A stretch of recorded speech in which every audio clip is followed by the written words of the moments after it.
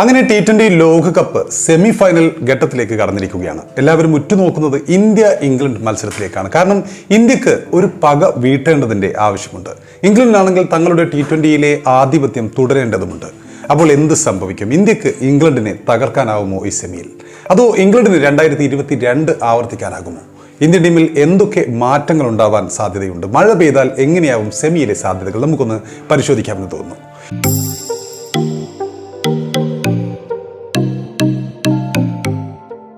2022 T20 ലോകകപ്പിൽ ഇന്ത്യയെ സെമിയിൽ പുറത്താക്കിയത് ഇംഗ്ലണ്ടാണ്. അന്ന് സെമിയിൽ നേർക്കുനേർ എത്തിയപ്പോൾ ഇന്ത്യയെ 10 വിക്കറ്റിനാണ് ഇംഗ്ലണ്ട് അന്ന് തകർത്തത്. മത്സരത്തിൽ ആദ്യം ബാറ്റ് ചെയ്ത ഇന്ത്യ 20 ഓവറിൽ 168 റൺസ് അടിച്ചപ്പോൾ മറുപടിക്കിറങ്ങിയ ഇംഗ്ലണ്ടിനായി അലക്സ് ഹെയിൽസും ജോസ് ബട്ട്ലറും ഈ രണ്ട് ഓപ്പണർമാരും തകർത്തടിച്ചപ്പോൾ 16 ഓവറിൽ വിക്കറ്റ് നഷ്ടപ്പെടാതെ ഇംഗ്ലണ്ട് അന്ന് വിജയ ലക്ഷ്യം മറികടക്കുകയായിരുന്നു. അപ്പോൾ ഇത്തവണയും ഇന്ത്യക്ക് വലിയ വെല്ലുവിളി തന്നെയാണ് ഇംഗ്ലണ്ട് ഉയർത്തുന്നത് എന്ന് നമുക്ക് കാണാൻ സാധിക്കും. പ്രത്യേകിച്ചും അവരുടെ ബാറ്റിംഗ് ബോളിംഗ് ലൈനപ്പ് പോരാട്ടം കടുപ്പിച്ച് ഇന്ത്യയെ ട്രോളിക്കൊണ്ട് ട്വിറ്ററിൽ ഇംഗ്ലണ്ട് ക്രിക്കറ്റ് ബോർഡ് രംഗത്ത് വന്നതും കഴിഞ്ഞ ദിനമാണ്. അവസാന സെമിയിൽ സംഭവിച്ചത് എന്താണെന്ന് ആർക്കെങ്കിലും അറിയാമോ എന്ന ചോദ്യത്തോടൊപ്പം ജോസ് ബട്ട്ലർ അന്ന് വിജയാഹ്ലാദം നടത്തുന്ന ഒരു ചിത്രം ഉൾപ്പെടെയാണ് ഇംഗ്ലണ്ട് ക്രിക്കറ്റിന്റെ ഔദ്യോഗിക ട്വിറ്റർ പേജിൽ എക്സ് പേജിൽ നിന്നും പോസ്റ്റ് വന്നിരിക്കുന്നത്. അപ്പോൾ ഏതായാലും ഇത്തവണ ഇന്ത്യ കണക്ക് വീട്ടുമെന്ന് തന്നെയാണ് ഇന്ത്യൻ ആരാധകർ അവർ പ്രതീക്ഷിക്കുന്നത്. മികച്ച ഫോമിലാണ് ഇന്ത്യ കളിക്കുന്നത് എന്ന് നമുക്കറിയാം. ഒറ്റ കളിയും ഇതുവരെയും തോറ്റിട്ടില്ല. അതുകൊണ്ട് തന്നെ ഇന്ത്യക്കാണ് ഈ മത്സരത്തിൽ ഒരു മുൻതൂക്കമുള്ളത്. ബാറ്റിംഗ് കരുത്തിലും ബോളിംഗ് കരുത്തിലും ഇന്ത്യ ഇംഗ്ലണ്ടിനേക്കാൾ ഒരു പടി മുകളിലാണ് എന്നും ആരാധകർ പറയുന്നുണ്ട്. എങ്കിലും നോക്കൌട്ട് മത്സരങ്ങളിലെ സമ്മർദ്ദം അതിൽ പതറാത്ത ടീമാണ് ഇംഗ്ലണ്ട് എന്ന് നമുക്കറിയാം. വലിയ മത്സരങ്ങൾ ജയിക്കാൻ ഇന്ത്യയെക്കാളും കഴിവ് ഇംഗ്ലണ്ട് ടീമിനുണ്ട്. പ്രധാന മത്സരങ്ങളിൽ ഈ നോക്കൌട്ട് ഘട്ടങ്ങളിൽ കളി മറക്കുന്നതാണ് ഇന്ത്യയുടെ ശീലം. കഴിഞ്ഞ ഏകദിന ലോകകപ്പിൽ അടക്കം നമ്മളത് കണ്ടതുമാണ്. അപ്പോൾ ഇന്ത്യയെ സംബന്ധിച്ചിടത്തോളം പ്രധാന പ്രശ്നം വിരാട് കോഹ്ലിയുടെ ഫോം തന്നെയാണ്. വിരാട് കോഹ്ലി ഫോമിലേക്ക് എത്തതാണ് ഇന്ത്യയെ അലട്ടുന്ന ഏറ്റവും പ്രധാനപ്പെട്ട കൺസേൺ. കഴിഞ്ഞ മത്സരത്തോടെ ഹിറ്റ്മാൻ ഫോമിലേക്ക് എത്തിയത് വലിയൊരു ബോണസാണ്. ക്യാപ്റ്റൻ രോഹിത് ശർമ്മ ഓസ്ട്രേലിയക്കെതിരെ വെടിക്കെട്ട് പ്രകടനം നടത്തിയത് ഇന്ത്യക്ക് വലിയ ആത്മവിശ്വാസം നൽകുന്ന കാര്യമാണ്. പവർ പ്ലേയിൽ രോഹിത് തകർത്തടിക്കേണ്ടത് ഇന്ത്യയെ സംബന്ധിച്ച് വളരെ നിർണായകമായിരുന്നു. കഴിഞ്ഞ മത്സരത്തിൽ രോഹിത് ഫോമിലെത്തിയത് ഇന്ത്യയെ സംബന്ധിച്ചിടത്തോളം വലിയൊരു ബോണസ് തന്നെയാണ്.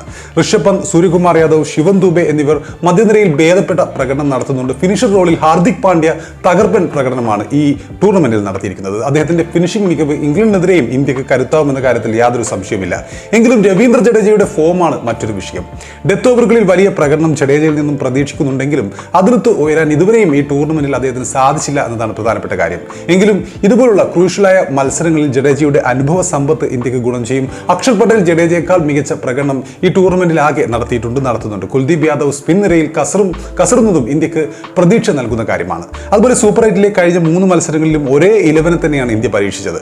സെമിയിലും എന്തെങ്കിലും മാറ്റം ഉണ്ടാവാനുള്ള സാധ്യത വളരെ കുറവാണ്. എങ്കിലും ഓപ്പണിംഗ് ഈ ടൂർണമെന്റിൽ ഉടനീളം ഇന്ത്യക്ക് തലവേദന ഉണ്ടാക്കിയിട്ടുള്ള കാര്യമാണ്. ക്യാപ്റ്റൻ രോഹിത് ശർമ്മയ്ക്കൊപ്പം വിരാട് കോഹ്ലിയെ ഓപ്പണിംഗിൽ പരീക്ഷിക്കാനുള്ള ഇന്ത്യയുടെ നീക്കം വലിയൊരു ദുരന്തമായി മാറിയ കാഴ്ചയാണ് ഈ USA-യിലും വെസ്റ്റ് ഇൻഡീസിലും നമ്മൾ കണ്ടത്. അപ്പോൾ ഇതുവരെ കളിച്ച 6 ഇന്നിംഗ്സുകളിലും നല്ലൊരു കൂട്ടുകെട്ടുണ്ടാക്കാൻ പോലും രോഹിത് ശർമ്മ കോഹ്ലി സഖ്യത്തിന് കഴിഞ്ഞിട്ടില്ല. ഓപ്പണറായ ശേഷം വിരാട് കോഹ്ലി വലിയ ഫ്ലോപ്പായി മാറി നിൽക്കുന്ന കാഴ്ചയാണ് അന്താരാഷ്ട്ര തലത്തിൽ നമ്മൾ കണ്ടുകൊണ്ടിരിക്കുന്നത്.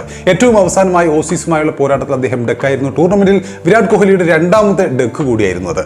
അപ്പോൾ ഇംഗ്ലണ്ടുമായുള്ള സെമിയിലെങ്കിലും വിരാട് കോഹ്ലിയെ ഓപ്പണിംഗിൽ നിന്നും ഇന്ത്യ മാറ്റി പകരം യുവ ഇടങ്കയ്യൻ ബാറ്റർ യശസ്വി ജയ്സ്വാളിനെ ഓപ്പണിംഗിലേക്ക് കൊണ്ടുവരുമോ എന്നാണ് ആരാധകർ ഇപ്പോൾ ആകാംക്ഷയോടെ കാത്തിരിക്കുന്ന കാര്യം. നമുക്കറിയാം, യശസ്വി ജയ്സ്വാൾ ഓപ്പണറായാൽ വിരാട് കോഹ്ലിക്ക് തന്റെ സ്ഥിരം ബാറ്റിംഗ് പൊസിഷനായ 3-ാം നമ്പറിലേക്ക് തന്നെ മടങ്ങുകയും ചെയ്യാം. അങ്ങനെയെങ്കിൽ 3-ാമനായി കളിച്ചുകൊണ്ടിരിക്കുന്ന വിക്കറ്റ് കീപ്പർ ഋഷഭ് പന്തിന് 5-ാം നമ്പറിലേക്ക് ഇറങ്ങേണ്ടതായി വരും. സൂര്യകുമാർ യാദവ് നിലവിലെ അദ്ദേഹം ഏറ്റവും ബെസ്റ്റ് 4-ാം നമ്പർ ആയതിനാൽ അദ്ദേഹം ആ ഒരു പൊസിഷനിൽ തന്നെ തുടരുകയും ചെയ്യും. ശിവൻ ദുബെ രോഹിത് വിചാരിച്ചതുപോലെ ഒരു ഇമ്പാക്ട് ഇതുവരെയും ഉണ്ടാക്കിയിട്ടില്ലെങ്കിലും സെമിയിൽ ഒരു പരീക്ഷണത്തിന് നിൽക്കാൻ സാധ്യതയുമില്ല. സഞ്ജു സാംസണ് അവസരമുണ്ടാകാനുള്ള സാധ്യത വളരെ കുറവാണ് എന്ന് സാരം. ഈ ടൂർണമെന്റിൽ ഇതിനകം പല മത്സരങ്ങളിലും മഴ വില്ലനായി മാറിയിരുന്നു. ഇന്ത്യയും ഇംഗ്ലണ്ടും തമ്മിലുള്ള സെമി ഫൈനൽ പോരാട്ടത്തിനും മഴ ഒരു ഭീഷണിയായിട്ടുണ്ട്. മത്സരം നടക്കുന്ന ഗയാനയിൽ മത്സര ദിവസം ശക്തമായ മഴ പെയ്തേക്കും എന്നുള്ള കാലാവസ്ഥാ വകുപ്പിന്റെ പ്രവചനവുമുണ്ട്.